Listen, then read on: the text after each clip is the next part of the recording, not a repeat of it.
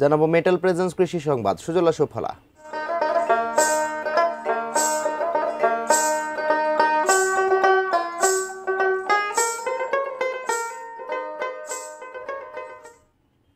ঝিনাইদহে দিন দিন জনপ্রিয় হয়ে উঠছে ধানের ক্ষেতে কলার আবাদ। এই মিশ্র চাষ পদ্ধতিতে কৃষকরা অল্প সময়ে 2 ফসল পাচ্ছেন বলে কমছে আবাদের খরচ। ঝিনাইদহ প্রতিনিধি ইমন হাসানের পাঠানো তথ্য ছবিতে ডেস্ক রিপোর্ট। দিগন্ত জোড়া মাঠে সবুজের সমারোহ, তবে তারই মাঝে চোখ আটকে যাবে যে কারোর। ধানের ক্ষেতের মাঝেই সারি সারি কলা গাছ, কোথাও মাথা তুলে আবার কোথাও মুখ লুকিয়ে রয়েছে। ঝিনাইদহ সদর উপজেলার পাগলাকানা ইউনিয়নের বাড়িবাথান এলাকার বিস্তীর্ণ মাঠ সহ জেলার 6 উপজেলাতেই দেখা মিলবে এমন মনোমুগ্ধকর দৃশ্যের।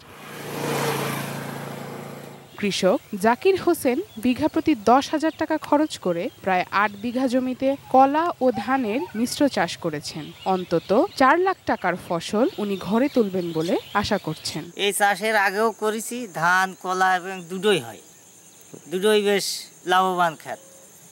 ওই জমিতে করিলাম, ওটাই ধান ছিল, কই যে সেই কলাই যে এবার বেচলাম। এরকম যদি প্রতিটা লোক করে তাহলে আমাদের দেশে কোনো আকাল থাকবে না। একসাথে কলা আর ধান চাষের ফলে একই সার প্রয়োগে 2 ফসলেরই ভালো ফলন পাওয়া যায়। জমির অধিক ব্যবহারে লাভবান হন কৃষকেরা। ঝিনাইদহ জেলায় 4,583 হেক্টর জমিতে কলা চাষ হয়ে থাকে।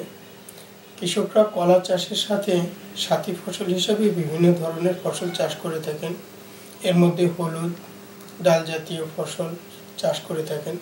বর্তমানে কৃষক কলার সাথে বোরো ধানেরও আবাদ শুরু করেছেন। সাথী ফসল হিসাবে কৃষকদের আবাদের এই প্রবণতা বৃদ্ধি পাচ্ছে।